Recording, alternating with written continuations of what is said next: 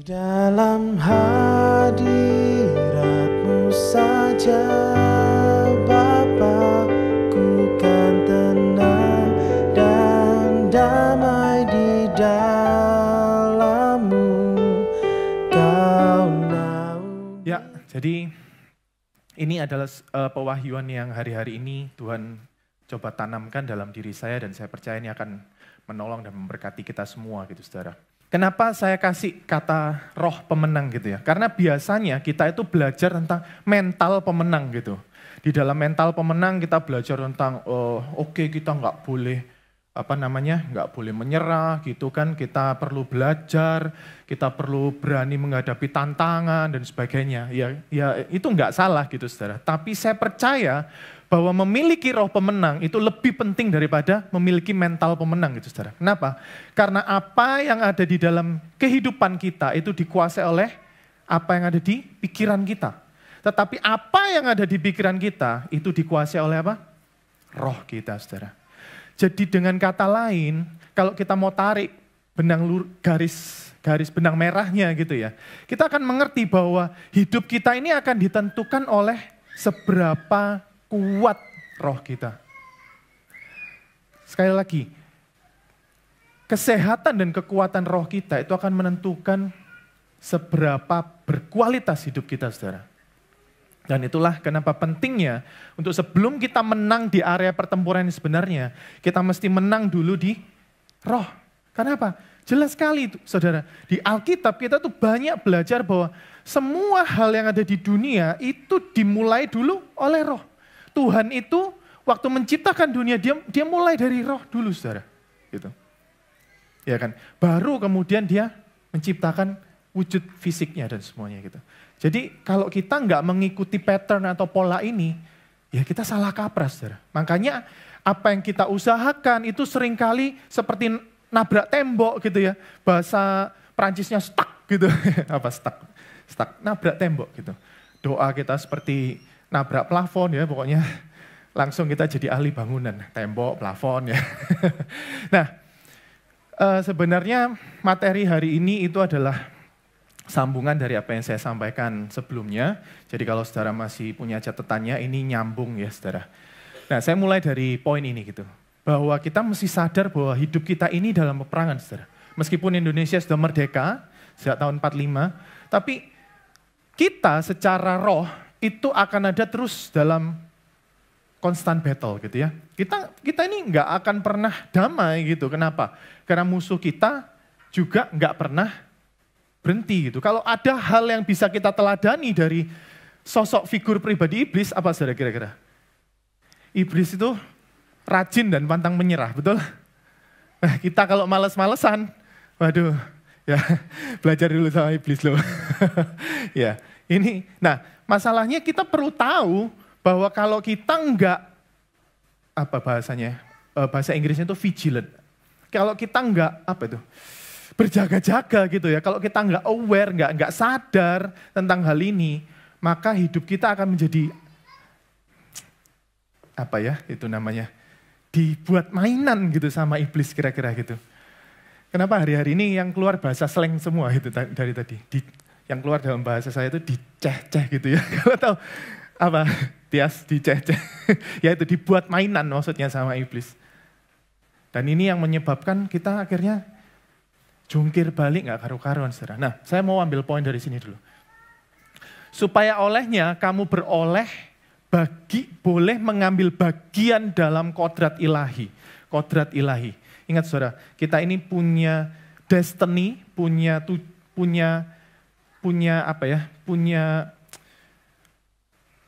bagian itu di dalam keilahian, saudara.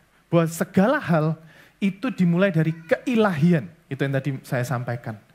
Nah, untuk kita bisa mengambil bagian dalam kodrat ilahi, kita melihat bahwa kita mesti luput dari hawa nafsu duniawi yang membinasakan.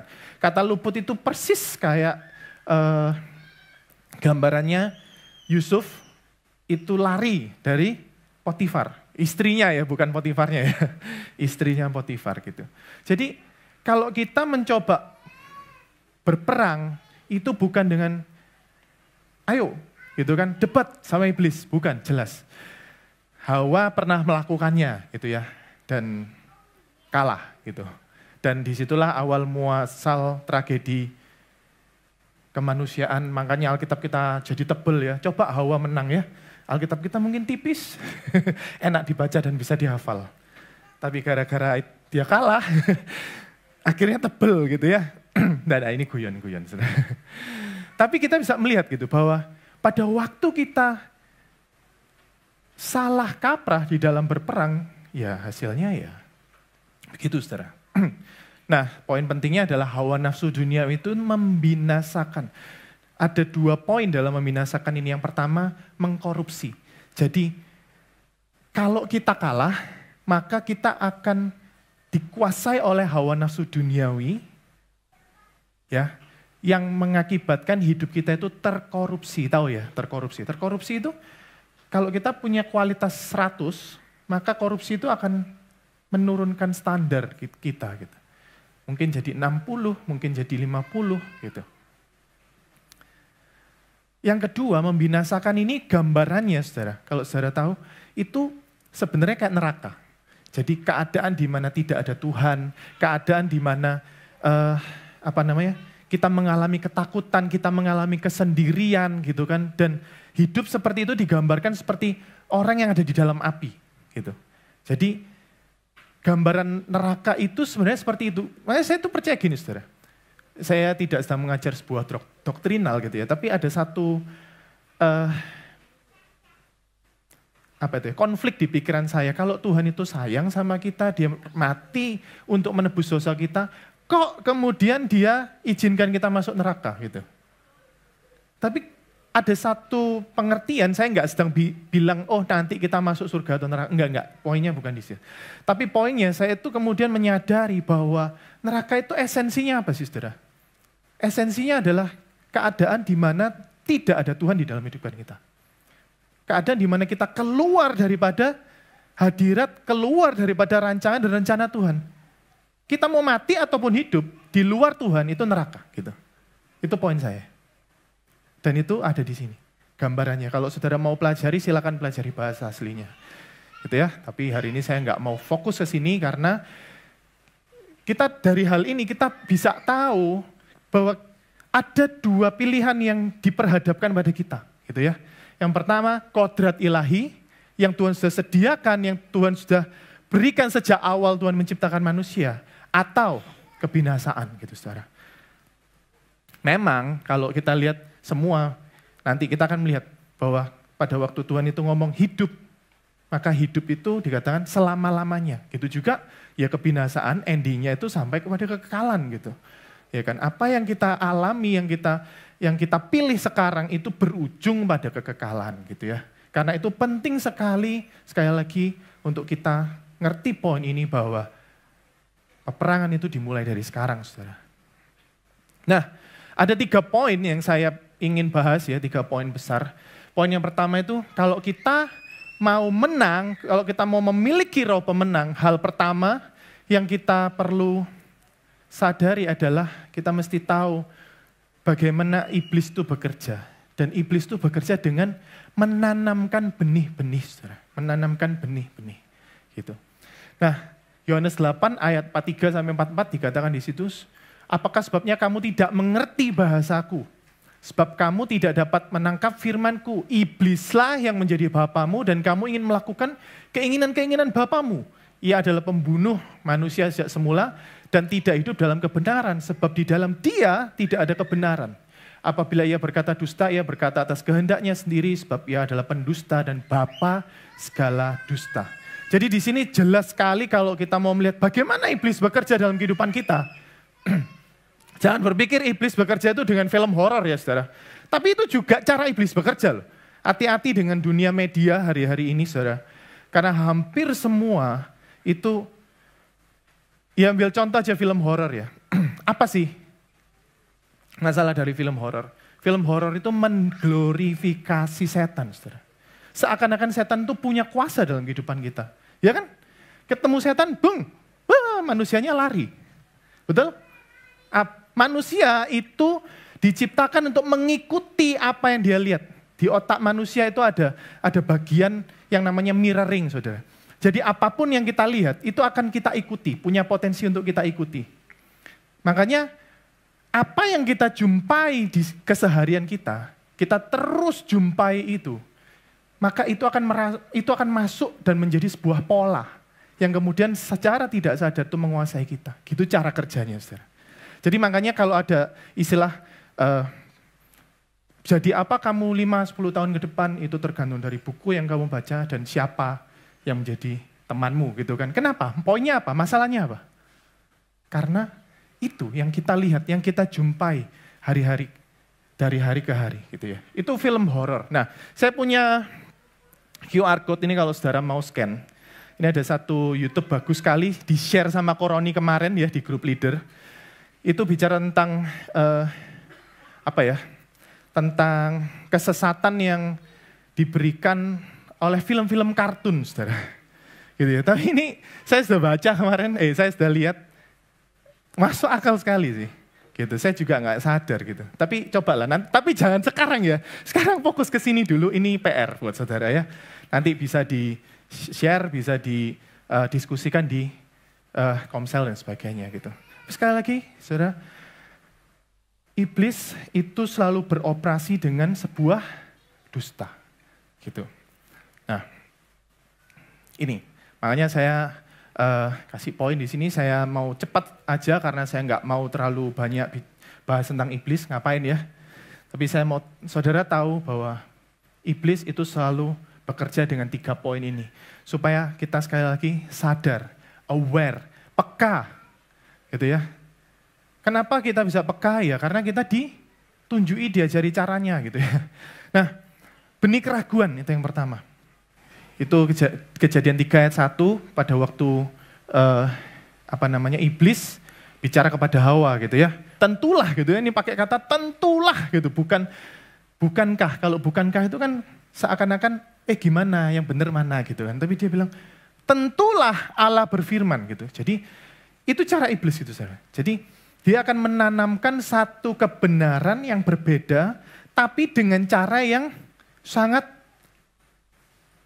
powerful gitu ya, sangat ini pokoknya yang benar ini gitu. Nah, ya tentunya mungkin dia nggak berbicara secara langsung kepada kita, tapi dengan cara yang tadi salah satunya media, gitu. Dia akan menanamkan kebenaran-kebenaran yang ternyata itu berbeda dengan Alkitab gitu, dengan firman yang Tuhan sampaikan gitu. Karena itu, saudara, kalau kita nggak kuat di dalam firman, maka jelas kita nggak akan mampu untuk membedakan mana yang dusta, mana yang asli. Gitu. Saya hari-hari ini nonton film Korea yang lagi episodenya membahas tentang kemampuannya orang itu mengidentifikasi barang branded yang asli sama yang palsu gitu ya. Wah, ternyata itu luar biasa loh, saudara. Barang yang palsu itu harganya jauh lebih murah, tapi kalau dipandang secara kasat mata, itu mirip banget gitu ya. Mungkin ibu-ibu pasti jauh lebih mengerti ya, maksud saya. Mungkin yang asli harganya bisa belasan, puluhan, bahkan ratusan juta gitu ya. Tapi yang palsu ini yang KW, apalagi KW 1, KW super ya, ada KW super istilahnya. Itu wow, kalau dilihat sepintas saja udah mirip banget gitu. Nah gitu juga dengan tipuan dan dusta iblis itu seperti itu, saudara. Kebenaran-kebenaran yang iblis tawarkan, seakan-akan itu benar. Salah satunya ya, iblis itu sering menawarkan tentang apa? Humanisme. Wah, kamu tuh berharga, be yourself gitu kan. Ya udah gitu kan, kamu itu diciptakan, bukan diciptakan. Kamu tuh punya kemampuan yang luar biasa gitu kan. Kamu nggak butuh yang lain, kamu hanya perlu ya udah jadi dirimu sendiri dan sebagainya. Kelihatannya benar. Tapi itu kalau kita ikuti terus-menerus, itu meniadakan Tuhan dalam hidup kita, saudara. Karena Tuhan nggak pernah mengajarkan itu aja. Kita itu menjadi hebat karena Tuhan yang ada di dalam kita. Gitu kan. Poinnya jelas beda gitu, makanya hati-hati, saudara. Itu juga apa? Ketakutan. Sebab Allah memberikan kepada kita bukan roh ketakutan, melainkan roh yang membangkitkan kekuatan. Jadi setiap kali kita takut, apapun alasannya, berarti itu bukan dari Tuhan, saudara. Karena di dalam Tuhan, Oke, itu memang beresiko. Oke, itu memang berpotensi untuk mengganggu. Tapi kalau kita punya iman yang benar, kita akan pasti tahu bahwa apapun yang Tuhan izinkan terjadi dalam hidup kita, meskipun itu mengganggu sesuatu, tetapi itu tidak akan pernah menghancurkan kita. Mazmur bilang bahwa berapa kali orang jatuh tidak akan tergeletak gitu kan. Dan kita bisa, kenapa kok sering kali kita takut, saudara? Waktu saya renung, saya sering mengalami ketakutan dulu. Saya tuh merenung dan saya mengamati ketakutan kita sering kali disebabkan karena apa? Attachment kita sama hal yang kita nggak mau lepaskan itu. Attachment itu apa ya? Ya karena kita nggak mau melepaskan sesuatu. Karena itu mungkin menjadi ilah, itu menjadi berhala dalam kehidupan kita. Itu bisa bicara pasangan, itu bisa bicara keuangan, materi, dan semuanya, saudara. Tapi kalau kita dengan mudah lepaskan itu, kita sadari bahwa itu semua titipan Tuhan, kita sadari bahwa semuanya itu harusnya ada di bawah kaki Tuhan, kita nggak akan pernah takut kehilangan sesuatu, saudara. Ayub aja kehilangan semuanya, Tuhan bisa gantikan 2 kali lipat, saudara. Terus kita mau takut apa gitu sebenarnya? Ya, kebimbangan. Yakobus 1 ayat 6-8. Hendaklah yang memintanya dalam iman dan sama sekali jangan bimbang. Nah ini ayatnya keren banget. Orang yang demikian janganlah mengira bahwa ia akan menerima sesuatu dari Tuhan. Hati-hati saudara, kebimbangan kita itu akan menjadi penghalang bagi semua berkat dan karunia dari Tuhan. Itu ya. Jadi artinya apa? Orang yang bimbang otomatis tidak akan ada kuasa dari Tuhan yang mengalir dan bekerja dalam kehidupannya gitu. Nah makanya apa yang terjadi kepada orang-orang yang kena makan tipuan iblis gitu, yang masuk dalam perangkat iblis ini ciri-cirinya ya, 1 Yohanes 2 ayat 16-17. Sebab semua yang ada di dalam dunia yaitu keinginan daging, keinginan mata serta keangkuhan hidup. Apa sih keinginan daging, keinginan mata? Keinginan daging itu adalah segala sesuatu yang kita ingini untuk kita nikmati, saudara. Ini kalau saudara mau perdalam versi message-nya bagus, gitu ya. Wanting your own way, gitu. Keinginan daging itu artinya itu. Jadi kita ingin untuk memiliki itu dan menikmati itu dengan caranya kita, gitu. Saya pernah share ini mungkin berapa tahun yang lalu gitu ya. Makanya saya cuplik lagi dan saya nggak mau lama-lama di sini. Kedua, keinginan mata. Keinginan mata itu keinginan untuk memiliki semua hal yang kita lihat gitu ya. Apapun, jadi iri hati dan sebagainya. Oh, misalkan kita punya usaha, kita melihat, oh kok usahanya orang lebih berhasil ya. Nah, kita kan enggak tahu pace dari Tuhan gitu ya, kecepatannya dari Tuhan dan sebagainya. Kalau kita selalu melihat rumput tetangga lebih hijau daripada rumput kita gitu. Mungkin kita kurang kasih pupuk rumput kita gitu ya. Enggak lah, tapi kita enggak akan pernah tahu saudara. Karena itu hati-hati gitu ya. Setiap kita itu pun dikaruniakan hal yang berbeda-beda saudara, sesuai dengan keinginan Tuhan. Dan keangkuhan hidup itu artinya apa? Ingin menjadikan diri kita yang terutama. Keangkuhan hidup ini akan muncul pada waktu kita sulit dikoreksi. Keangkuhan hidup akan muncul saat kita itu sulit mengevaluasi diri kita. Jadi kita itu merasa diri kita paling benar dan orang lain mesti ngikutin kita, gitu. Bukan masalah koreksi aja sebenarnya, gitu. Tapi pada waktu kita itu kena masalah, kena sebuah problem dan kemudian kita berkata, bukan salah saya, itu salahnya si A.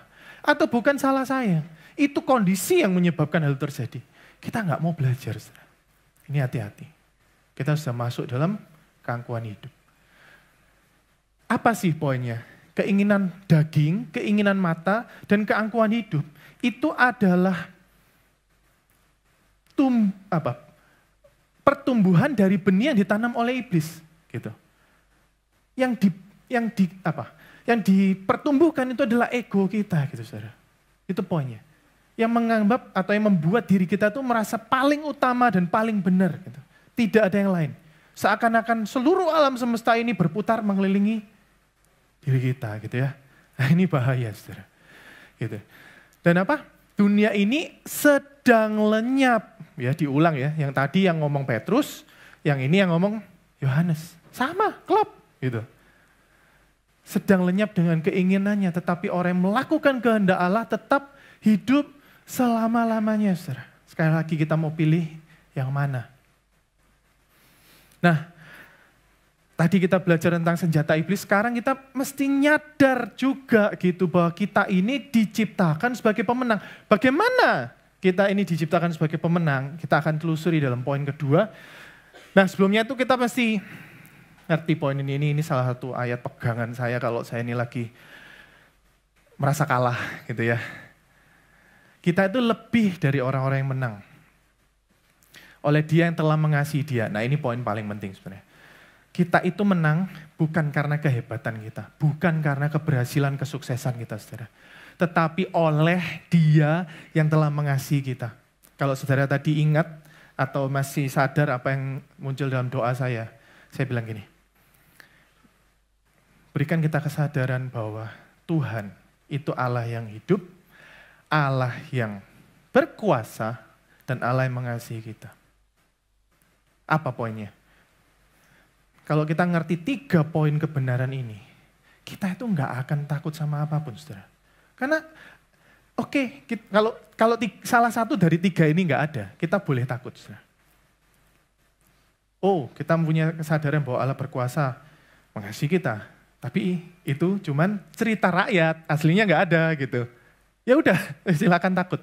Allahnya hidup, Allahnya berkuasa, tapi nggak mengasihi kita. Gimana? Dia nggak peduli sama kita, silakan takut. Allahnya hidup, Allah mengasihi kita, tapi dia nggak berkuasa, nggak mampu menolong kita, silakan takut. Tapi Tuhan itu Allah yang hidup, Allah yang berkuasa, dan Allah yang mengasihi kita. Tidak ada alasan untuk kita takut, saudara. Kenapa? Begitu Dia mengasihi kita, kita tahu bagaimana Tuhan itu mati menebus dosa kita, Dia menang atas maut, dan Dia berikan kemenangannya itu kepada kita gitu. Karena itu kita nggak punya alasan untuk takut, khawatir, bimbang tadi.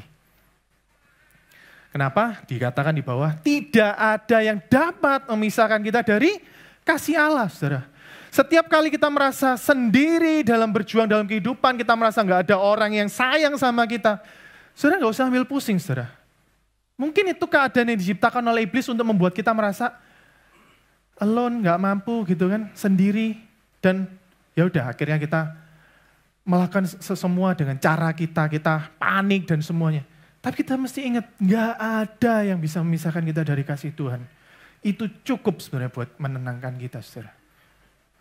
Nah, ada 4 step ya. Logika berpikir yang kita mesti tahu bahwa kita ini pemenang, saudara. Yang pertama, Yesus tuh pemenang. Filipi 2 ayat 9-10. Itulah sebabnya Allah sangat meninggikan Dia. Siapa Dia itu? Yesus gitu ya. Itulah sebabnya Allah sangat meninggikan Dia dan mengaruniakan kepadanya nama di atas segala nama. Makanya pada waktu kita berdoa di dalam nama Yesus, kita percaya bahwa kita segel doa kita di dalam sebuah kuasa. Nah, kenapa Tuhan berkuasa, Yesus itu berkuasa? Ini jawabannya, saudara. Yang walaupun dalam rupa Allah tidak menganggap kesetaraan dengan Allah itu sebagai milik yang harus dipertahankan, melainkan telah mengosongkan dirinya, dan mengambil rupa seorang hamba dan menjadi sama dengan manusia. Poinnya apa? Mengosongkan diri, mengambil rupa seorang hamba, bahkan di ayat selanjutnya itu dikatakan dia merendahkan dirinya. Gitu. Jadi ternyata saudara, ada satu pola, ada satu pattern, kalau kita mau menang, itu caranya bukan dengan, aku tuh bisa, aku tuh mampu, lihatlah aku. Percayalah kepadaku karena aku ini bisa gitu. Itu kan yang dunia ajarkan toh. Kamu punya kekuatan superpower gitu. Ya kan, kamu ini mampu. Loh, sadar gak? Film-film superhero yang saudara bayar untuk lihat itu? Ada gak di dunia ini yang superhero? Pertanyaannya. Gak ada, saudara. Kalau kita mau menjadi superhero, mati kita gitu. Bener? Itu kenyataannya di dunia. Tapi kita diajar untuk, percayalah dirimu sendiri. Gitu kan. Tapi enggak. Yang harusnya kita sadar apa? Percayalah kepada Tuhan. Itu Amsal bilang dengan jelas, diulang-ulang.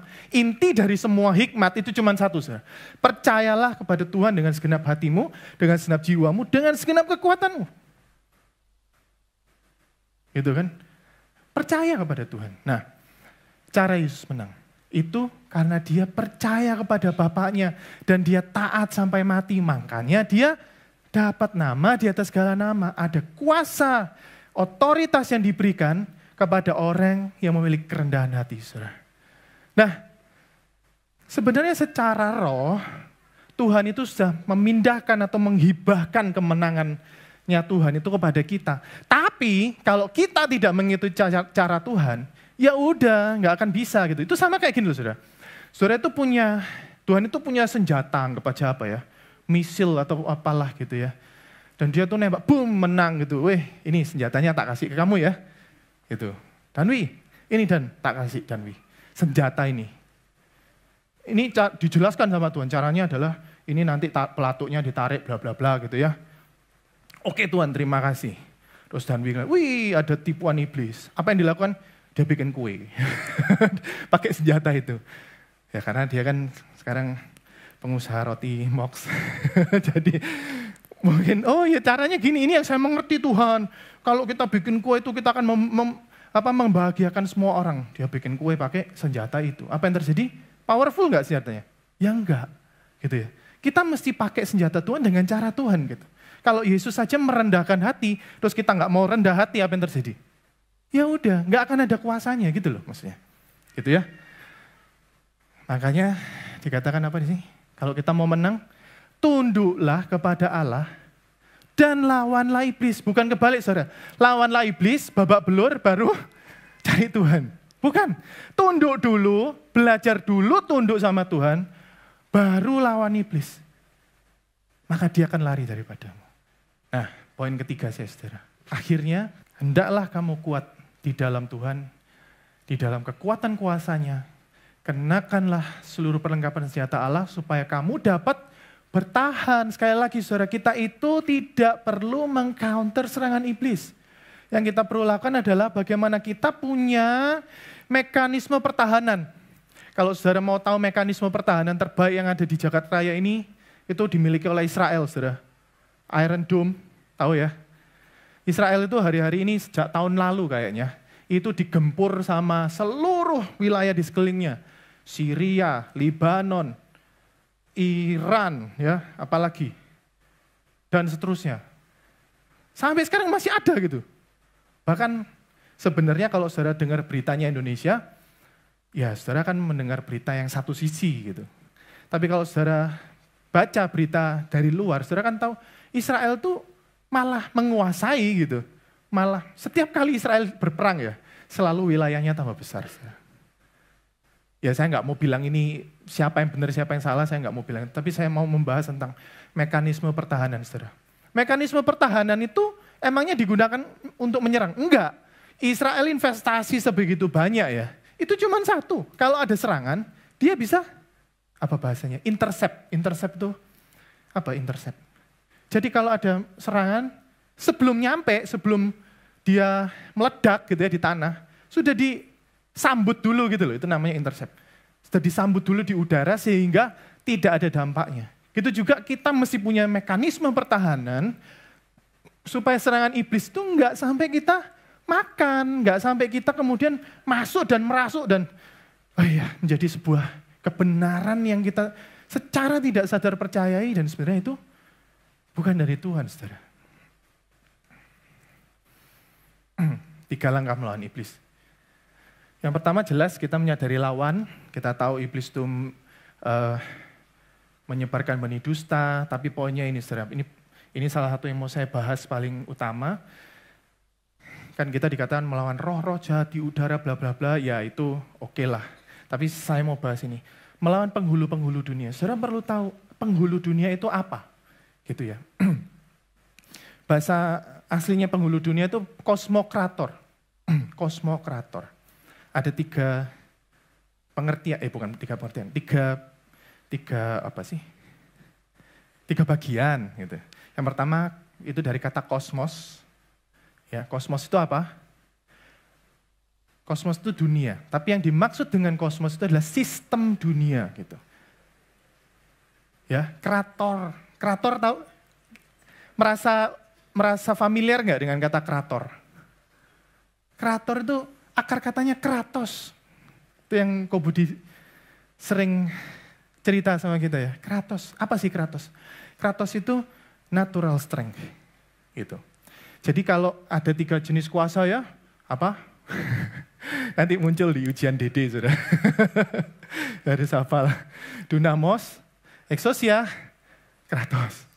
Ya, nah bedanya kratos ini kuasa yang ada di dalam diri kita. Terembody, apa sih terembody? Nah, bahasa saya hari-hari ini bahasa planet. Merasuk, sudah melekat dalam diri kita. Itu kuasa yang diberikan dalam bentuk potensi sejak kita lahir. Itu kratos. Ya, kita ini punya benih ilahi. Itu kratos dari Tuhan. Nah, lawannya kita juga punya kratos. Gitu. Masalahnya kalau kita nggak latih kratos kita, mau ngelawan kratosnya iblis ya. Gitu ya. Jadi apa? Kosmokrator itu penghulu dunia. Pihak, kan or itu apa sih? Orang yang melakukan, orang yang apa? Menjalankan gitu ya. Orator, apalagi victor. Nah, victor itu orang yang melakukan kemenangan. Makanya saya ini paling suka membahas kemenangan gitu. Or. Nah, berarti kosmokrator berarti apa? Orang yang menjalankan sistem dunia dengan kuasa yang dia miliki. Gitu. Itu penghulu dunia. Nah, penghulu dunia itu akan menyebarkan benih-benih dusta tadi gitu, saudara. Nah, kita mesti sadar itu apa dan bagaimana gitu, saudara. Dan hari-hari ini saya merasa ya, dustanya iblis itu makin luar biasa, saudara. Gitu. Saudara nggak perlu mikir jauh-jauh, oh ini Disney lah, ini. Saya ngomong Hollywood itu saya jadi merinding ingat kebakaran itu ya. Saya nggak tahu itu benar kuasa Tuhan apa enggak. Ya bukan itu poinnya ya, kita tetap perlu berempati dengan orang-orang yang kena musibah itu. Tapi ya memang semengerikan itu gitu ya. Bagaimana kita ini terus, bahkan saudara, kalau saudara sadar hari-hari ini tuh lagi susah gitu ya. Betul? Bisnis sulit, pasti berhubungan dengan kita kalau karyawan mungkin gaji kita molor dan sebagainya, jadi makin sulit, jam kerja makin banyak, gaji nggak makin banyak gitu kan, dan seterusnya. Tapi itu juga sebenarnya salah satu tipuan iblis loh. Gitu. Karena merasa bahwa kita bekerja itu demi apa? Gaji. Padahal kebenaran dari Tuhan, kita bekerja untuk apa? Ya karena kita memang diciptakan buat bekerja gitu aja. Bekerja itu sebenarnya kesenangan dan kenikmatan. Kalau kita nggak sadari itu, maka pekerjaan kita yang kita lakukan 8 jam sehari, itu akan menjadi neraka dalam hidup saudara. Betul? Kapan waktunya pulang? Sama si ini nggak enak. Bosku, ya ampun gitu kan. Itu yang akan kita terus lakukan.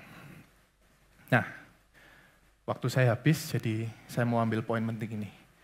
Kita mesti sadar bahwa kita ini sudah diberikan senjata sama Tuhan. Saya undang pemain musik. Efesus 6 ayat 14-17 jelas dikatakan bahwa apa? Kenakanlah seluruh senjata Allah. Nah ini saya langsung pada intinya ya.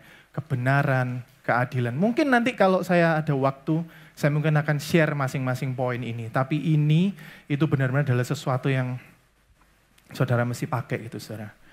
Kebenaran, keadilan. Nah saya mau highlight satu aja. Kerelaan memberitakan Injil. Gitu. Wah C. Alin pasti senang gitu ya.